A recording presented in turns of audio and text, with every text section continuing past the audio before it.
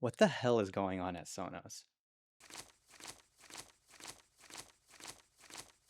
Sonos, the company that made good and easy home audio, the company that made aesthetic connected speakers, and the company that built a large dedicated fan base, is facing its worst year ever. Now, they're navigating a PR firestorm to save what brand equity they have left. Upon closer inspection of their last few years, it's no surprise Sonos is in hot water now. They really screwed up some key fundamentals in building and shipping products. So, how did Sonos screw up a lead they commanded for years, and can they recover from it? Sonos was started back in 2002, but they didn't hit critical mass until they released their Play series of speakers between 2011 and 2015. These were solid speakers. They looked nice, they sounded great, they were easy to set up, and you could put them anywhere in your house to play however you wanted. Sonos did an impeccable job hitting an audience who wanted a high quality, multi room setup without having to put in the extra 80% of work for the extra 20% benefit of having an audiophile approved hi fi setup. They were the first to market with a connected speaker solution, easily eclipsing offerings from the best speaker companies at the time like Bose, Sony, JBL, and Bowers & Wilkins. And as a category defining product, they also spurred the development of competing connected speakers like the Google Home, Amazon Echo, and Apple HomePod, all of which are cheaper but have inferior audio quality. Between 2017 and 2020, they followed up their best hits with refined updates to their core offerings: the speakers, the soundbars, the subwoofers. From a hardware perspective, you could get anything that works for any space. From a software perspective, connectivity and ease of control made them a no brainer. Their product lineup could make any space sound good: small apartments, large homes, cafes, retail stores. And when combined with their True Play sound optimization, that thing that optimizes the speakers to the space and goes pew pew pew, ah, perfection. This was a rare symbiotic relationship between a company and its customers. The company puts out great products that continuously enhance their users' experience, and the users in turn pay for it. But it ain't always rainbows and butterflies. 2024 is not Sonos' first rodeo with controversy. It's not even their second or third. 2024 might be Sonos' biggest controversy to date, but it helps to look at their past blunders to understand how they're dealing with today's problems. Back in 2005, one of Sonos' first products was this thing called the controller, or CR100. It was a remote control for Sonos' first set of speakers. This sounds dumb today, but the phone of choice in 2005 was the Motorola Razr. Hello, Moto. Sonos really did pioneer this wireless use case back when iPods and MP3s ran the music scene. Anyway, the controller was discontinued in 2009, and in 2018, Sonos told the users with these controllers that they were going to stop supporting them. Sonos claimed that the controller just couldn't function with all of the newer features that their current lineup had, and they ran on lithium ion batteries, which were at risk of becoming spicy pillows. So, Sonos bricked the controllers and gave everybody $100 to buy something else from them. This isn't the worst end of life support I've seen from a company. I mean, this was 13 years after the controller was released and 9 years after it was discontinued. That didn't stop the class action lawsuit though. Customers were like, yo, breaking my controller was fucked up. If I had known that y'all were gonna break this eventually, I wouldn't have copped one. But Sonos was like, well, we gave you and everyone else $100 to get new and better Sonos shit, so up your ass. The suit was eventually settled, and overall, Sonos weathered their first PR crisis pretty well. I think coming out of that lawsuit, Sonos got kind of ballsy because just a year later in 2019, they were criticized for their recycle program. In late 2019, Sonos told its legacy customers, hey, if you've got some of these old Sonos products, basically speakers and accessories released between 2005 and 2009, you can trade in your old speakers and get a discount on new ones. The thing was, once you claimed the discount, your old speaker remotely started a timer for 21 days, and after those 21 days, it would be permanently bricked. I'm not sure why it was 21 days. Maybe it was so you could get the new stuff shipped and set up, but it reads like a ransom situation to me. And again, Sonos claimed that their old speakers just couldn't do the same stuff their new speakers did. So, this was a convenient way for legacy owners to get the newer Sonos experience. We're going to hear Sonos say this a lot in coming years. But I remember hearing about this controversy, and the Sonos community at the time wasn't all that butthurt. This was an opt in program. You didn't have to do it if you didn't want to. On the other hand, if you did opt in, this was a huge waste of perfectly usable product. There was this Twitter discussion about how environmentally unfriendly this recycle program was. The argument was if you were to take the reduce, reuse, recycle, waste hierarchy of sustainability, Sonos was skipping the first two steps. And as a company that aims to be carbon neutral by 2030, this seemed like a step backward. I keep using recycle in quotes because these speakers are literally plastic and microelectronics. They even made their own proprietary resin. Sonos never said how these things get recycled, but if they can't be resold, refurbished, or reused, these things are going straight to the dump. So 3 months later, Sonos discontinued the recycle program and they no longer required customers to trash their old speakers to get an upgrade discount. This light controversy was also compounded by another PR disaster. Not even a month later in 2020, Sonos told their users that they would be ending support for their speakers made between 2006 and 2015. They got a lot of shit for this, to say the least, so the very next day, Sonos went back on it. Sonos CEO Patrick Spence, a character that we'll get back to later, tells the community, "We heard you. We did not get this right from the start. My apologies for that. I wanted to personally assure you of the path forward." And like a classic CEO, this will not be the last time he utters these words. Up to this point, Sonos' most controversial business moves affected legacy customers, which sucked for the earliest adopters.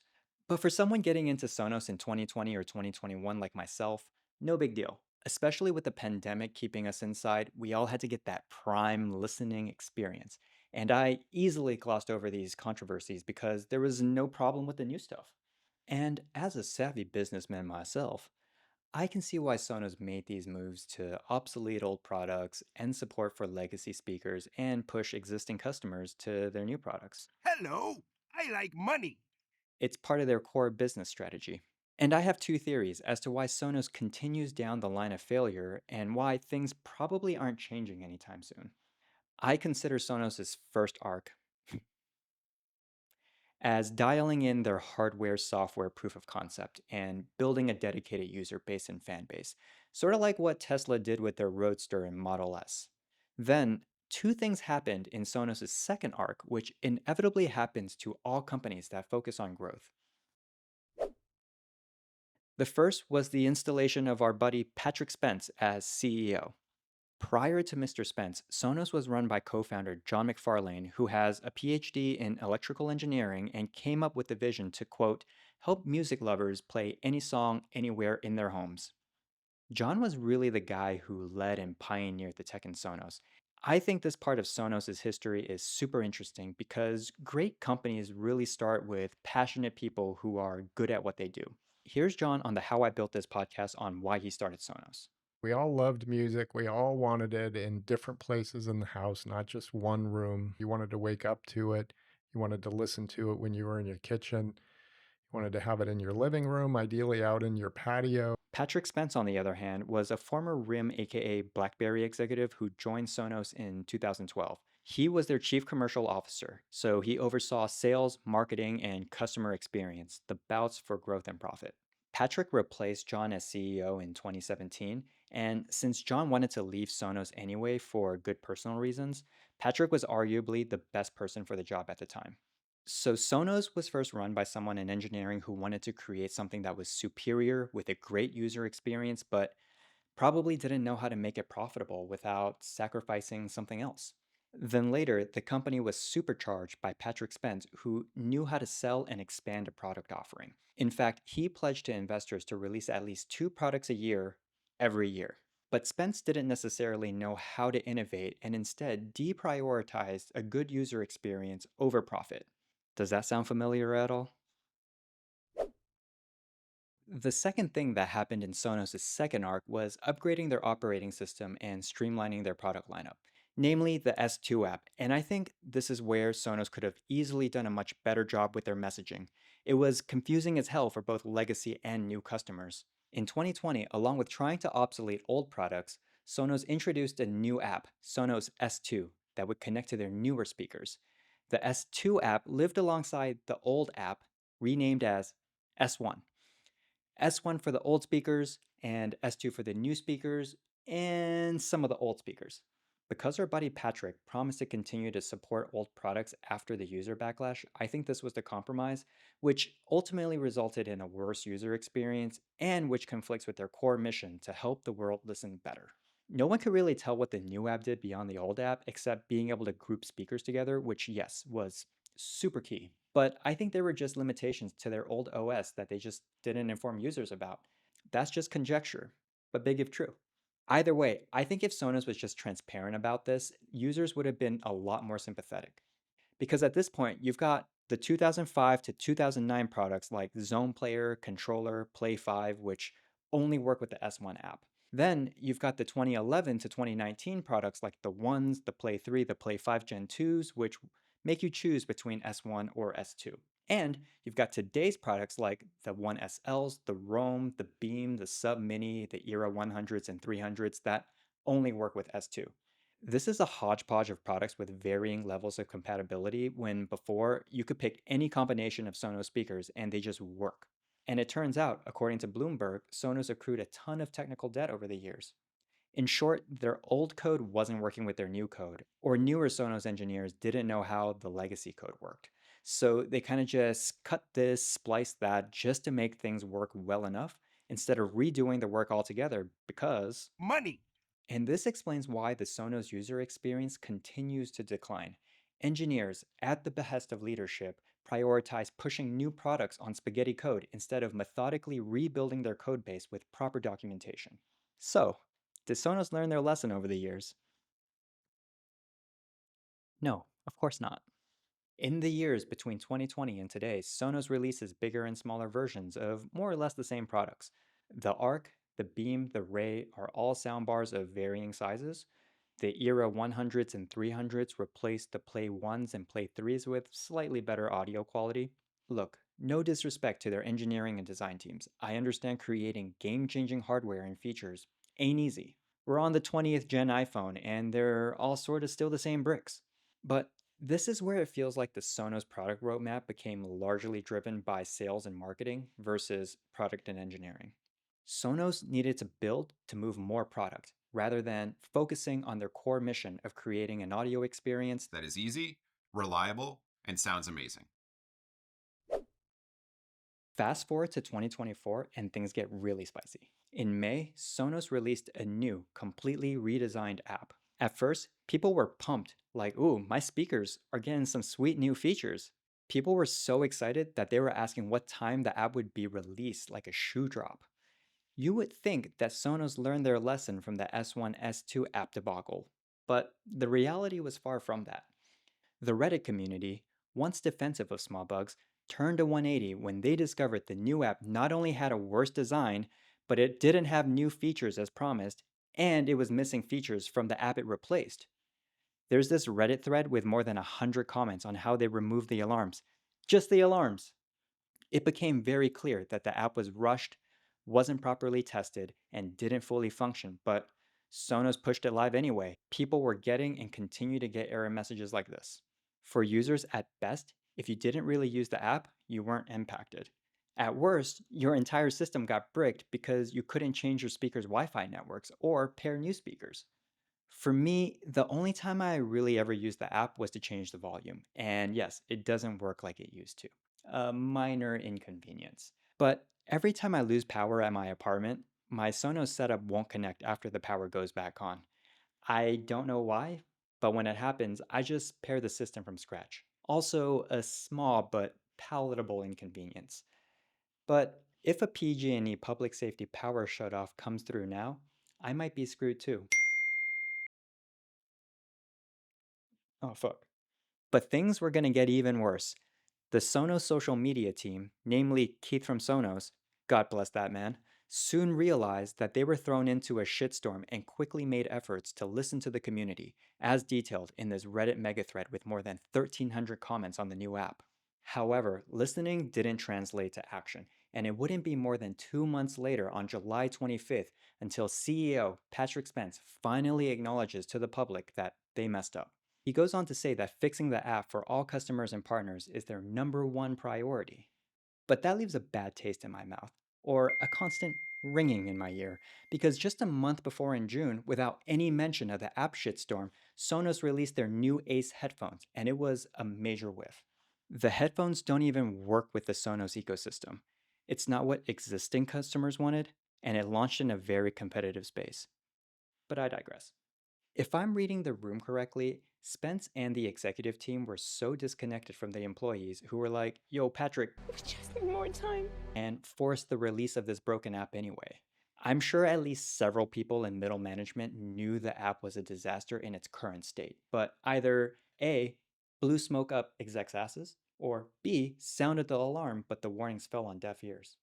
And don't take my word for it, this former employee pretty much details exactly that.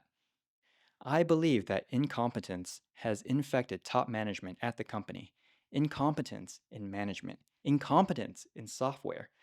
Engineers' warnings were sidelined in favor of the release date and to make deadlines for mass production.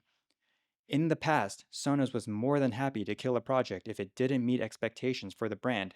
The previous headset was killed deep into the engineering phase, the tech just wasn't there yet. And granted, this is just one perspective of one employee who no longer works there. But it became very clear from Bloomberg, who interviewed a bunch of current employees, that employees were yelling and screaming in meetings over this. Sonos basically ignored the technical debt issues for years until the development of the Ace headphones made it clear that new products just couldn't run on old code. And I get it, you spend all this time and money on R&D making something, then killing it is not a profitable move. It's hard going into a shareholder meeting and being like, well, we tried and failed, but please keep investing in us anyway. I'd argue shipping a subpar, non competitive product for short term profit is also not going to do shareholders any good either. And their stock price proves it. So when those Ace headphones didn't sell like hotcakes and people continued to rag on the app issues, the company went into full crisis mode. Patrick acknowledges the app fuck up once again, even going as far to admitting that they rushed the app. Thank you! In an earnings call 2 weeks later in August, Spence tells shareholders, and we believe our focus needs to be addressing the app ahead of everything else. This means delaying the two major new product releases we had planned for Q4 until our app experience meets the level of quality that we, our customers, and our partners expect from Sonos. but a week after Spence says that, he lays off 100 employees across the entire company. This seems odd if his number one priority is fixing the shit they broke, and now they've got 6% fewer employees while it should be all hands on deck. Patrick, just a week ago on that earnings call, you said you were. Are improving our processes and staffing to ensure we successfully execute our action plan. Thank God Keith from Sonos was retained, and Godspeed to the remaining employees who now have to pick up their work from their laid off colleagues to make new shit and fix old shit at the same time. But I guess Patrick needed to lay off those former employees so they could fund a huge crisis management campaign ahead of the launch of two major product releases they said that they were going to delay? On October 1st, Sonos puts out a video and blog post that finally addresses the problem and outlines their plan to fix it. In this video, Patrick commits to 1. Unwavering focus on customer experience. But this was already an expectation your customers had of you. That's why we bought your products. 2. Increasing the stringency of pre-launch testing. This should be standard for a publicly traded tech company. It also doesn't give me much confidence when you laid off your QA teams. Who's doing the testing? 3. Approaching change with humility. Here, Sonos says they'll roll out updates gradually, which again should be standard of any tech company. 4. Appointing a quality ombudsman person. I've never heard of this role in any company. If you have clear operational transparency in your organization, execs are going to get this data and insight. But let's see if they hired this person. I guess not. I wonder what qualifies someone to be an ombudsman person. Anyway, 5. Extending our home speaker warranties. Okay, but it was never the speaker's problem. It's the software that controls the speakers, which is not covered under your warranty. If you ship me replacement speakers and I still can't pair them, it's still a problem. 6. Relentless app improvement. This should be at the top of the list, but I gotta throw them a bone here. They have done this, and they are on a pretty good cadence for their app updates. Slowly, the app is getting less buggy. But getting better just means getting back to square one. And half a year later, they're still not back there yet. 7. Establishing a customer advisory board.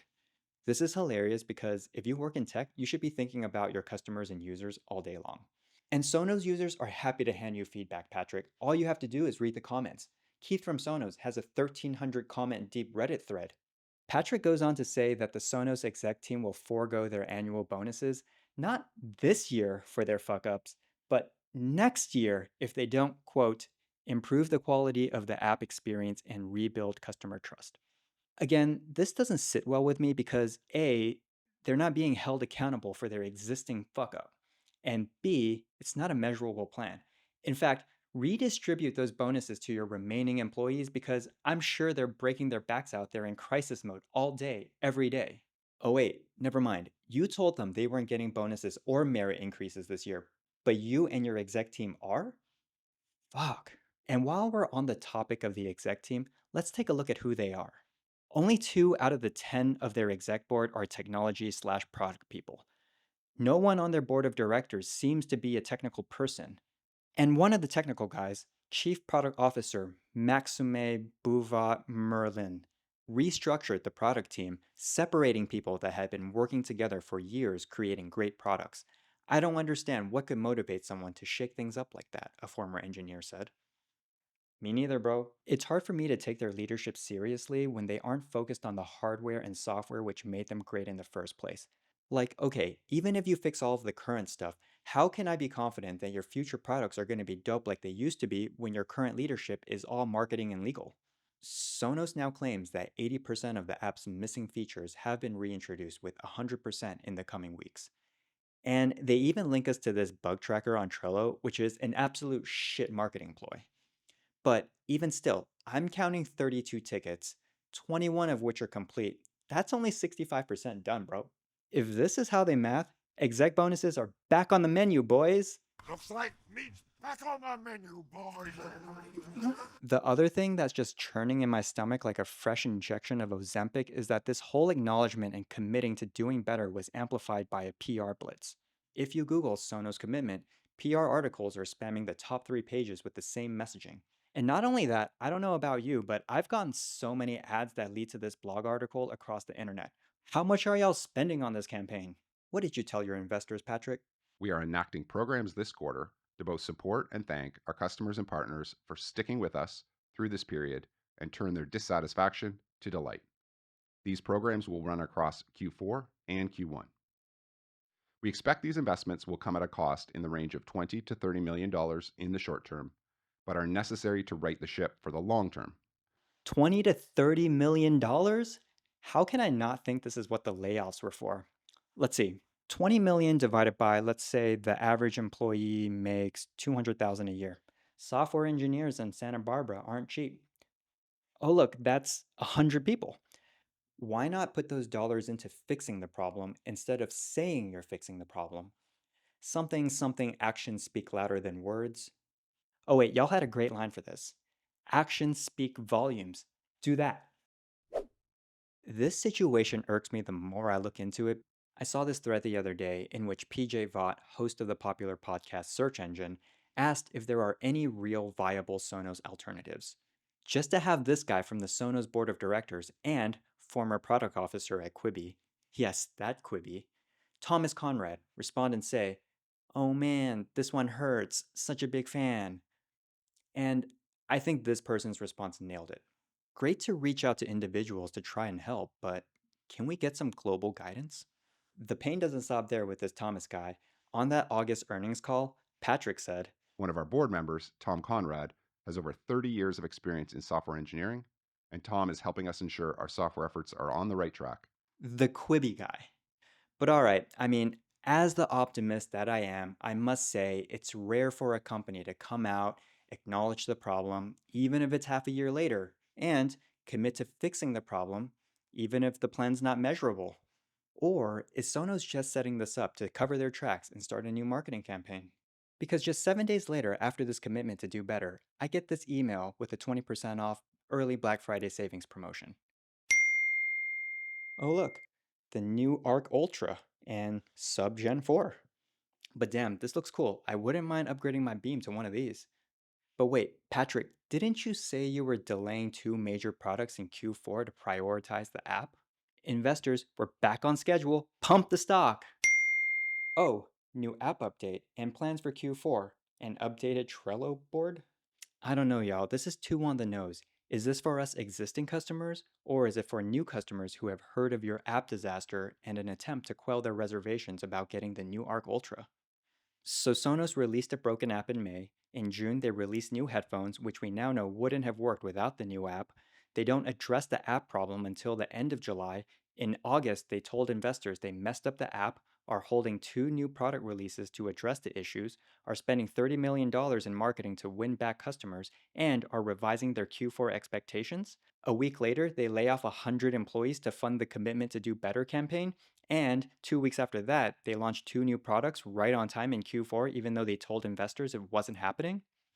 If I'm being honest, it's things like this that make me feel like Sonos is not actually committed to doing better, but just committed to selling more speakers and pumping the stock.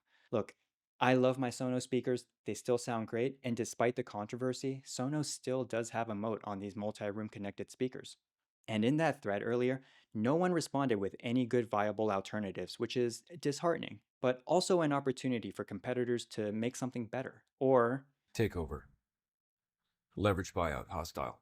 personally, as an existing Sonos customer, I do hope that the company does get their shit together and start innovating again. Selfishly, because I want my speakers to work and not have to buy new shit.